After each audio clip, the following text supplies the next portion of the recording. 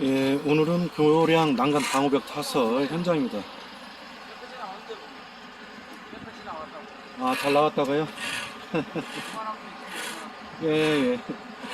깨끗이 아주 잘 나왔다고 합니다. 이렇게 보시면은 정말 면도 좋고요. 선형도 아주 기가 막힙니다. 예. 제가 오늘 설명할 것은 좀 앞에 가서 말씀을 드리도록 하겠습니다. 자, 앞에서 타설해 오고 있고요. 예, 지금 저 뒷면에 면을 보수하기 위해서 우리가 난간 따위라고 그래요. 작업 따위도 지금 설치가 되어 있고, 쭉 보시면은 지금 탓을 해 오고 있습니다. 제가 말씀드리려고 하는 부분은 이 부분이에요.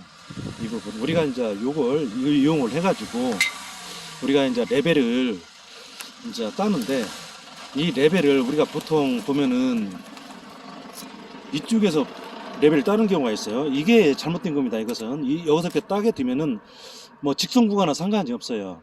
일정한 곡선 구간도 상관이 없고, 근데 직선에 가다가 곡선으로 가다가 또 S자로 가게 되면은 이게 안 됩니다. 왜 그러냐면은 우리가 프로스라고 하죠. 구배가 반대로 먹기 때문에 안 되는 겁니다. 그래서 우리가 이 높이, 이 레벨을 따려면은 이 철근에 있는 데서 레벨을 따야 됩니다. 이렇게 꺾였죠. 이렇게 꺾여가지고 수평해가지고 따는 겁니다.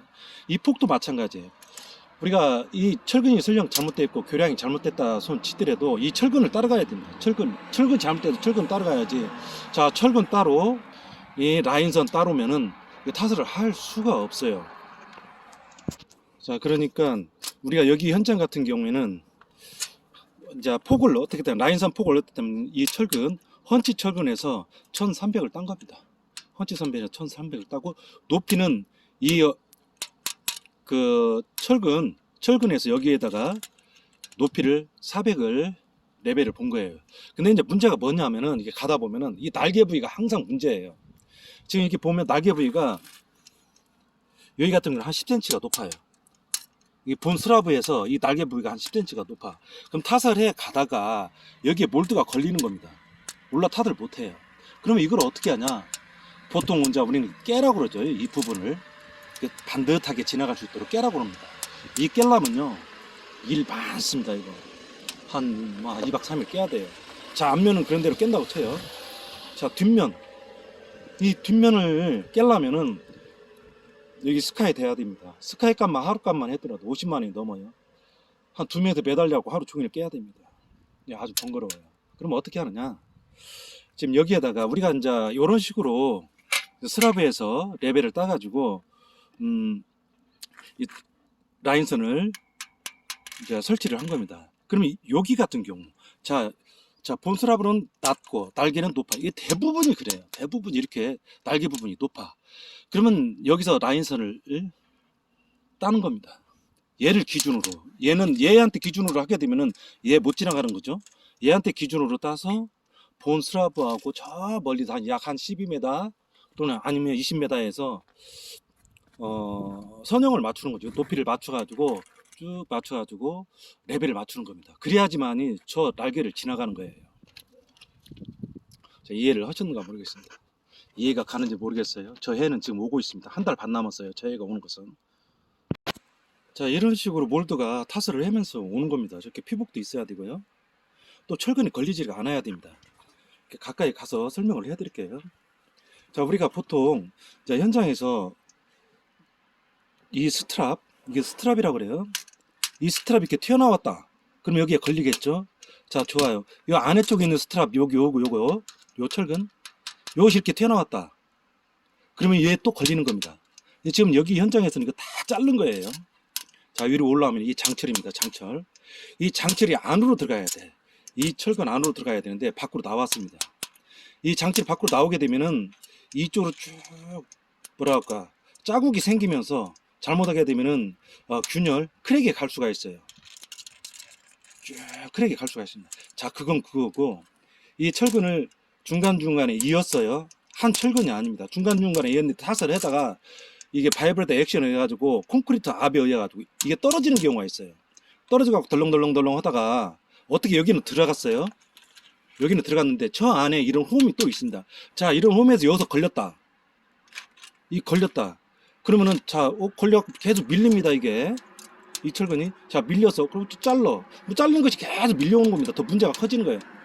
잘못하면, 잘못하는 것이 아니라, 이 몰드, 탓을 중지하고 몰드를 드러내야 됩니다. 드러내서 이 철근을, 빼내야 돼요. 그래야지만 이 작업이 가능합니다.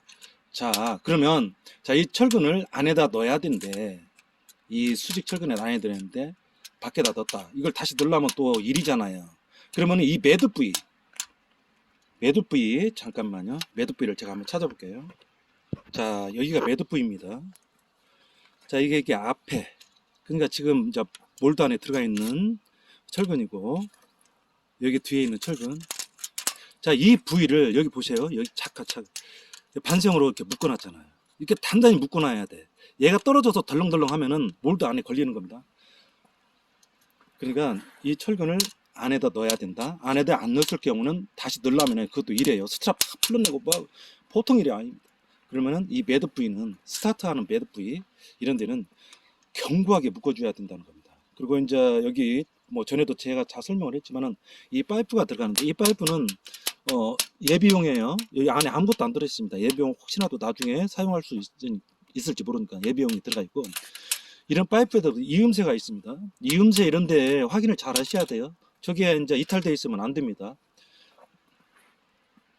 그 나중에 이제 보면 여기에 뭐 전기선도 있고 전기선 파이프도 있고요. 뭐 가로등도 있고 뭐 그런데 그런 것도 이탈했나 안 했나 그런 거 잘 확인을 하셔야 돼.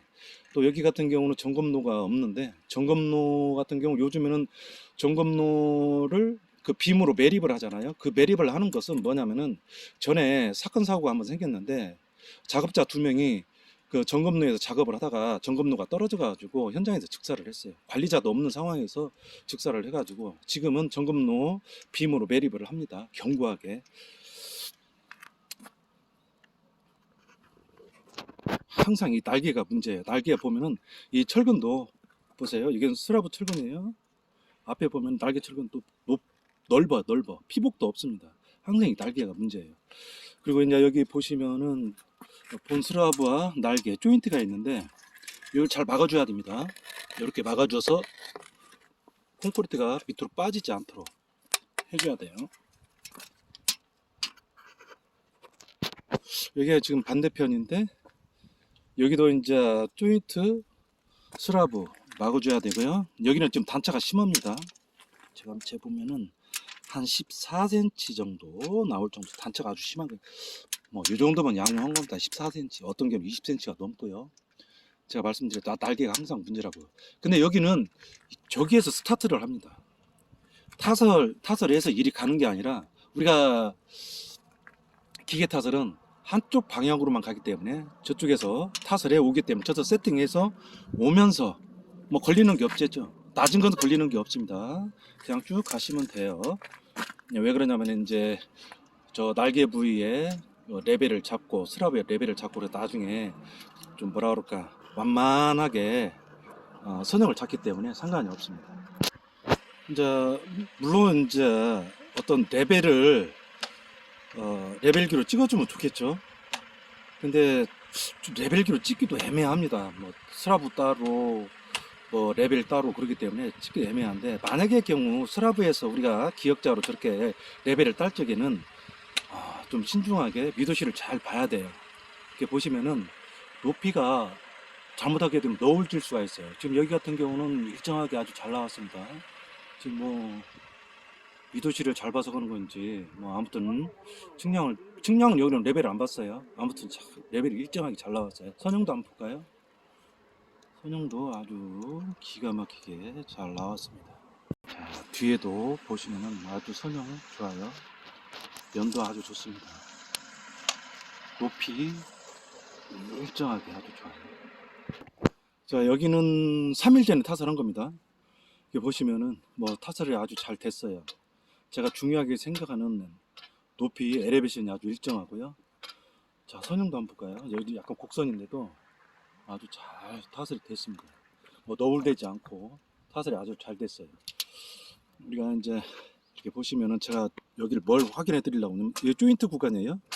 조인트 구간 가까이 가볼까요? 여기 스라브 스랍은 여기 있고, 여기 날개입니다, 날개. 여기도 차이가 약 한 12cm가 차이가 납니다. 12cm. 12cm가 높이가 차이가 나요. 그러니까 여기 같은 경우는 지금 표시가 잘 안 나지만 여기 쭉 오면서 여기를 지나가기 위해서 여기는 좀 짜스트하게 간 겁니다. 짜스트하게. 그러니까 몰드 본판 높이라든지 이런 걸 계산을 잘 하셔가지고 탓을 하셔야 돼요. 우리 이제 작업자들 같은 경우는 이렇게 제가 하나 지적을 하는데, 여기를 지금 조인트 구간 스트립을 넣는 자리인데 지금 대충 해놨습니다. 이 철근 다 잘라내야 돼요. 철근 자르지 않고 그냥 해놓은 겁니다. 우리 여기 하시는 분이 산수용 작업을 하지 못하니까 이렇게 해놨는데, 뭐 누구한테 부탁을 해서라도 이렇게 다 잘라야 됩니다. 그리고 여기 같은데 콘크리트 다 오픈돼야 돼요. 오픈이 안 돼가지고 이거 다 깨낸 겁니다. 타 작업자들이. 우리 그 기계 탓을 하시는 분들은 이것까지 다 깔끔하게 해주셔야 돼요.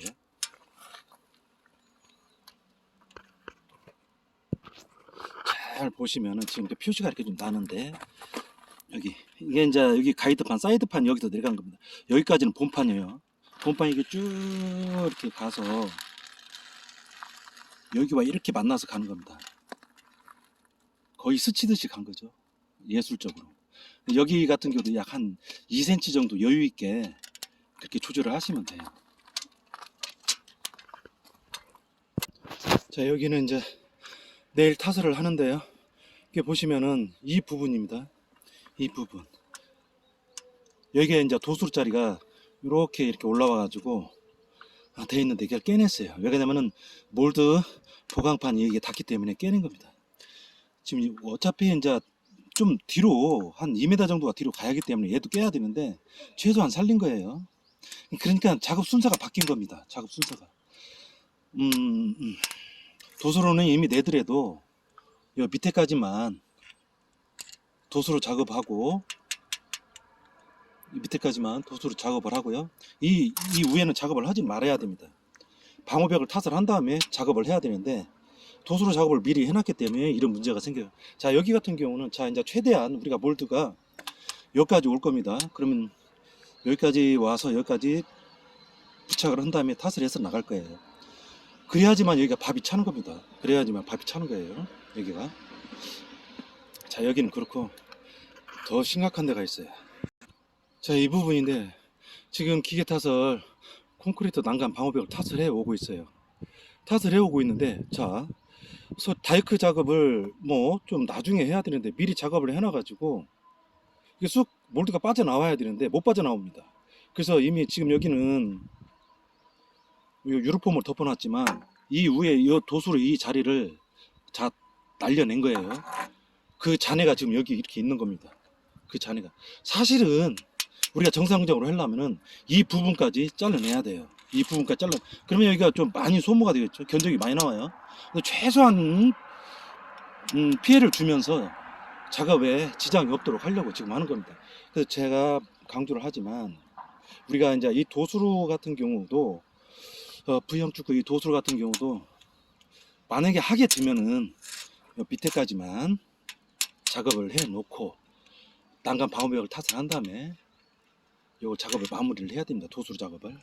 마찬가지 이 성토보 다이크도 한 3m 전방까지만, 그러니까 한 여기까지 타설을 하고, 아니면 여기까지 이 부분까지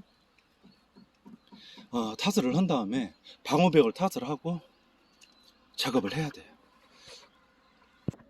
여기 현장도 보면은 이제 그런 식으로 한 것 같아요. 성토보 다이크를 타설하고 방호벽을 타설한 다음에 도수를 이렇게 이제 설치를 하려고 그랬는데, 이제 비가 오고 그러다 보니까 유실되니까 그냥 빨리 도수를 낸 것 같아요. 자, 여기까지가 지금 우리가 육안으로 봐도 기계 타설, 인력 타설이 표시가 나죠. 이런 것처럼. 자, 반대도 마찬가지입니다. 반대 저렇게 많이 깨냈지만 이렇게 보시면은 그걸 감안해 가지고 여기도 그렇죠. 이 부분 여기가 정중앙이라고 보고, 요 좌측은 인력 타설, 기계 타설. 그런데 비가 오고 뭐하고 유실되고 그러니까 저렇게 도수를 미리 작업을 한 거죠. 순서가 바뀐 겁니다. 그런데